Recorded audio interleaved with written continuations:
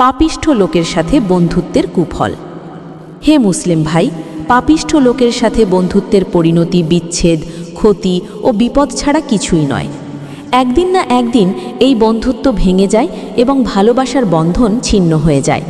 কেননা পাপিষ্ঠ লোকদের বন্ধুত্ব ও ভালোবাসার বন্ধন মাকড়সার জালের মতো ঠুনকো সামান্যতেই অস্তিত্ব হারায়।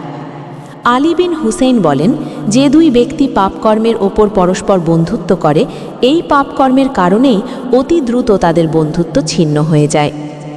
এর কারণ হল নাফরমানি ও পাপের ওপর ভিত্তি করে যে সম্পর্ক গড়ে ওঠে তা মাকড়সার জালের মতো খুবই দুর্বল ও ঠুনকো হয়, সামান্যতেই ভেঙে যায়।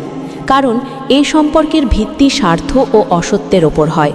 সুতরাং স্বার্থ অর্জিত হয়ে গেলে বা পূরণ না হলে সেই সম্পর্ক আর টিকে থাকে না। ভিডিওটি ভালো লাগলে চ্যানেলটি সাবস্ক্রাইব করে পাশে থাকুন।